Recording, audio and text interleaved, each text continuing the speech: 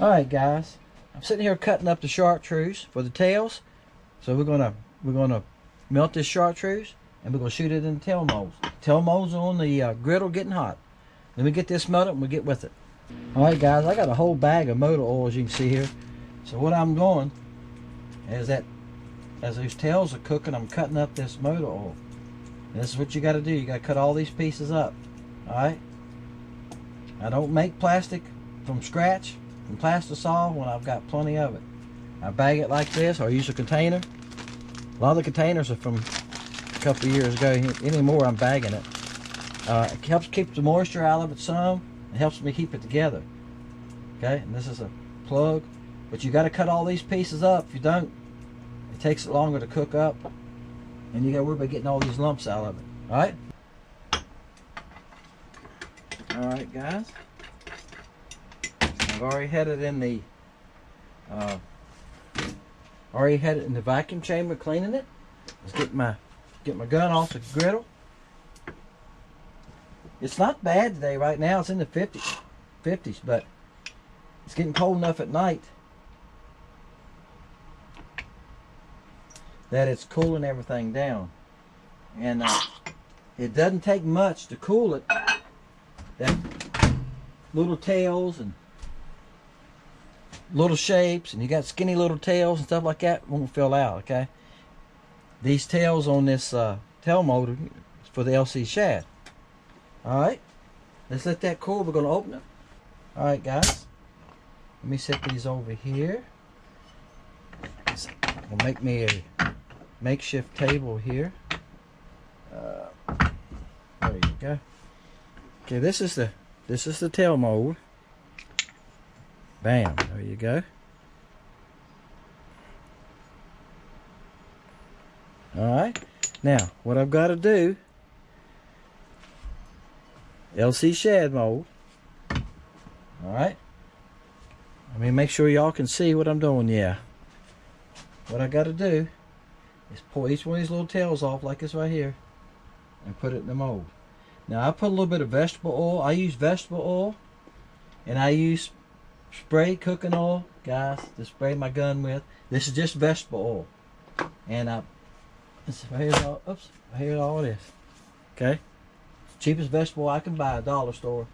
And I take and put a drop right here and rub it down the side, so when I pull these off and lay them in place, okay, like that, I can slide them around a little bit. See,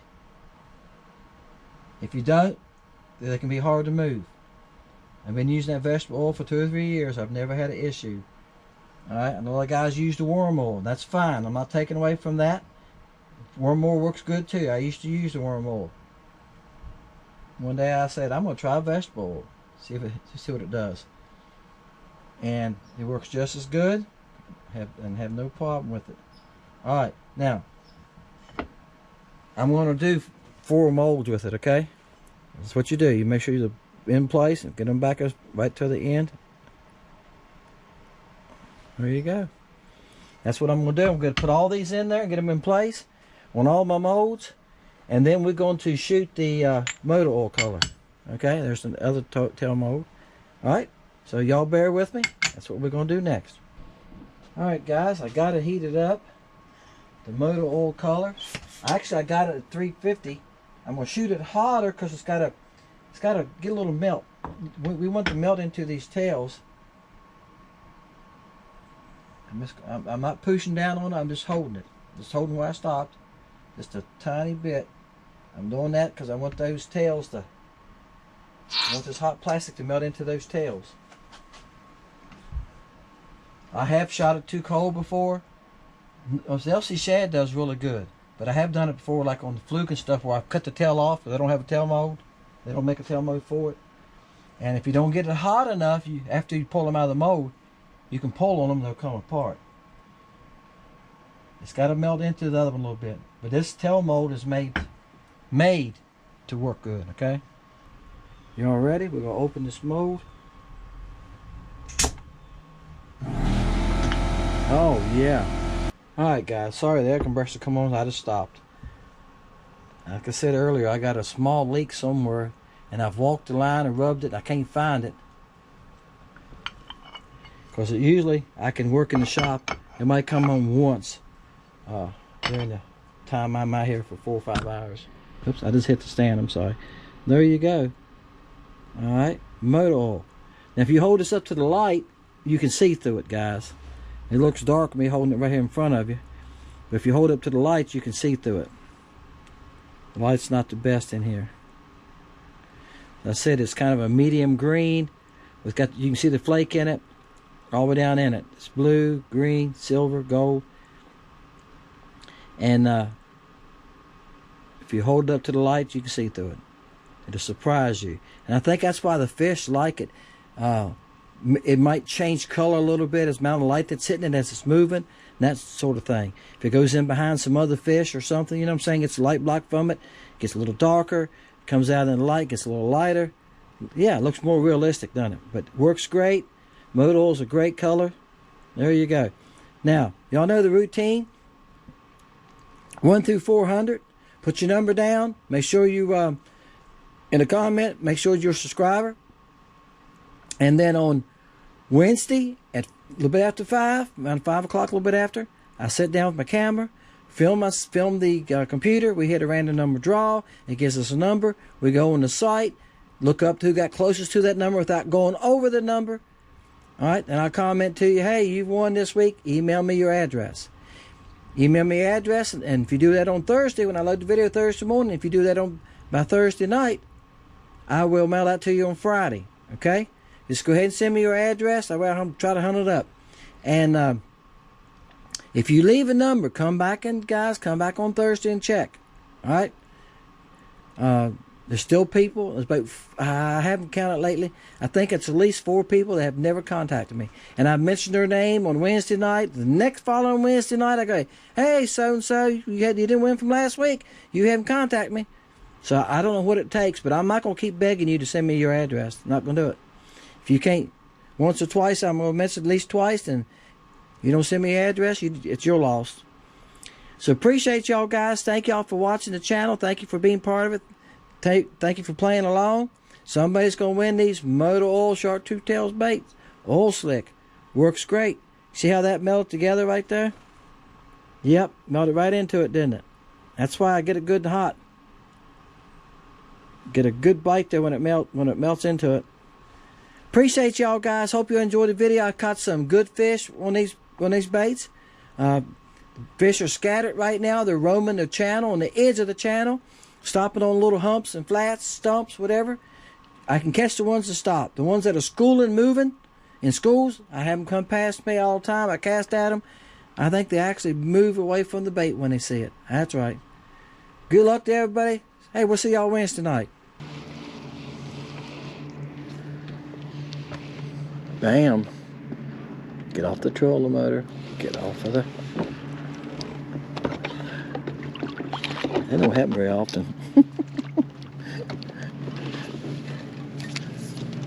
When they run into the live scope transducer. That's happened a couple times. Oops. I gotta hold on to my pliers. Alright, he's about 10 inches, guys. I had too much tension on the line, didn't I? This is a motor oil color with a chartreuse tail. Alright, it's called Oil Slick. Bam. Somebody asked me a while back about motor oil colors. I said, yeah, I've got a couple of motor oil colors. One's got a lime tail, one's got a chartreuse tail. Then I have dipstick. It has a pearl belly. Alright, guys, I can tell you, I can see them on the live scope, when I can see my bait. They're fighting over this bait. I mean, 3 or 4 or 5 at a time are coming after it. And guys, I've been out here for a couple of hours. It's the first time I've seen that today. I don't know if it's the time of day. Oh, that's a good one. I don't know if it's the time of day or if they really like this color that much. That's a good one there. Bam. That's a good fish. Caught some good ones today. You know, I struggled there for a couple of weeks. Y'all kept hearing me saying that I'm catching up the baby. It'd be lucky if I caught 11-incher. Today I've caught one that was pushing 15. I've caught some 12s. That nurse right at 12. All right, there you go. Bam. Give me a shot of that color. Yes, it's a motor oil. And when the water's clear like this, motor oil is great. Yeah, that's a good one. Bam.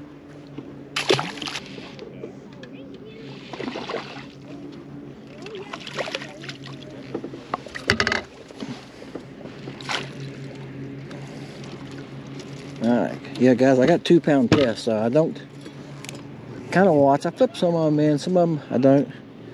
The little girl over in the front of this boat, she just caught one, she's all excited. Yep.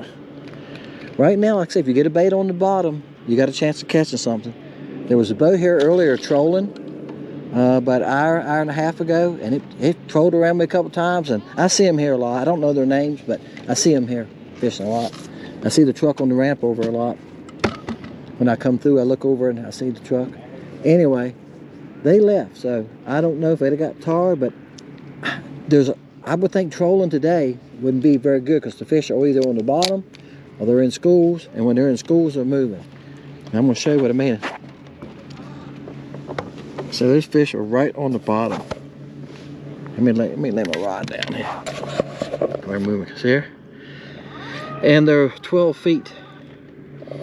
So if you're trolling, you have to have it down there because they're not chasing it. I got to bring it close to them sometimes. I don't see my bait and I'll see the fish move. It's got to be right at them. You know, it's got to be amongst them, right in their face, so they're not interested. This knife actually got some shoulders. I can see him way down in the water, about 3 foot at least. 3 foot, maybe 3.5 foot visibility. So we ain't had any big range or anything to dirty the water up. Bam, that's a good one. That's a real good one. On the oil slick, yeah, he's probably 13 inches. Bam, there you go. He's got some meat in his backbone, across his back. Good one. All right, guys, bam. Bam, got another one, guys. We're gonna put a couple more in here, guys, and we're gonna quit. I haven't been keeping count. Oh, he's not as big. But I've caught some good ones today. And we're gonna pick him up. Oh! Still got some weight to him. He's he's probably right at 11 inches. Slick. Yeah, I mentioned earlier that about a month ago, somebody, I forget the name, texted me or commented to me and said, I'm looking for motor oil colors. I also got 5W30 too. And cricket. Yep, and the cricket and the bug. So there are some motor oil colors on there, and they're great for clear water, guys. Like I said, that's water, 3 foot visibility at least, maybe better, and they're great for that. Even with the water, even 2 foot visibility. It's something about that motor oil that changes color some. Now, I do know this. I watch guys shoot motor oil on some other sites, and their motor oil is greener than this. It's more of a chartreuse tint to it. This motor oil here, I like this motor oil because it's kind of a medium green, okay? And then it's got like just a little bit of brightness to it when the light hits it. It's kind of, ain't enough light today to show you that because it's cloudy. But it has blue and silver flake in it, okay? And green flake. So, yeah, they can see it. And to them, it probably looks like a small sunfish of the sunfish family. Name it. Any of those small sunfish. Because if you catch small sunfish in the Seine, if you ever done it in a river or lake, Seine and Feminist, they're greenish. They're greenish. Sometimes they got kind of a black back and they got a lot of green color to them, don't they? So I think that's what they think it is. It could even be a young walleye, right? It could be any kind of young fish like that to them. All right, guys, next cast. This has been the most productive color I think I've used today. And I've done good on some other colors I thought was really doing good, but this one's done a lot better. I'm getting chases, I'm still cutting again now. Could be the time of day. It's after 3 o'clock. I've been out here since 11:30. So that makes a difference too. I think I could probably pick this one up. You know what I'm saying? Time of day sometimes this time of year. And it's, it's warm, it's in the 50s. Most of the schools I see moving are only about 5 foot deep. I think that's what they're doing, trying to suck up some of that heat, you know. Well, he's still a good one. He's about 10.5. That's a good fish. Nothing wrong with that one. Bam. This was only four fish together. I've been running trying to find a bigger fish. It was only four together, and usually when you find a smaller groups, you find bigger fish. And he's a good one. And all four of them come running after that bait. Like, we gotta have it. Yep, all four of them come after it. Oh, that's a good fish too. Bam. He's 12 inches. Boom. Wait a minute, I can't say boom. Why did I say boom? That's Sam's line. I don't. That's funny. Could I say bam? That's a good one right there. All right. That's funny. Funny. And this was 1, 2, 3, 4, 5, 6 together. They ain't very big. See right there? So usually the bigger fish hang like that. Oh, he's a good fat one though. I would pick him up in this 2-pound test. This light rod, I can tell he's got some weight to him. So he's thick. That big fish I caught was thick would be all right. Trying to find a bigger one to end with, and I just hit a bunch of scattered ones on the bottom here, and I just threw far as I couldn't see my bait. I threw far as I could because they're scattered everywhere. And just when I thought it was close to the bottom, I started reeling. And that's what I do that a lot when they're scattered around the bottom, because you can fan cast. I mean, if you see them when you're down imaging, that's all you need to do today. If you see them when down imaging, you start casting. Because they're scattered on the bottom. Some of them are piled up here, but if you look around, they're scattered. That's a good one. That's what I was looking for. All right, he's hooked in the bottom too. What's that mean when they're hooked in the bottom? What's that mean when they're hooked like that? Did he mess it? I mean, I felt him thump it. All right, guys, I'm gonna end it right here. I'm gonna go in and, oh yeah, that's a good one to end it on. He's 13.5 easily. Bam. My bait's upside down, it's not tangled on the hook. That's okay, there you go. Yeah, let me hold him out there. He's a good one. Good fish. Take those all day long. All right, guys. I've got motor oil with the chartreuse tail like that, and I got it with the lime tail, like I say. And got it in cricket, got it in the bug, and dipstick. So y'all check that out. There's a lot of baits right now on sale on Lake Country Baits. Check that out too. I'm gonna leave most of them on sale even till they're going or down. I got a lot of inventory in a lot of them. That's why I'm doing that. So check those out. Appreciate y'all watching Fishing Lake Country. Appreciate you checking out Lake Country Baits. If you haven't been on the site, go look around. Check it out. See y'all next time. Fishing Lake Country.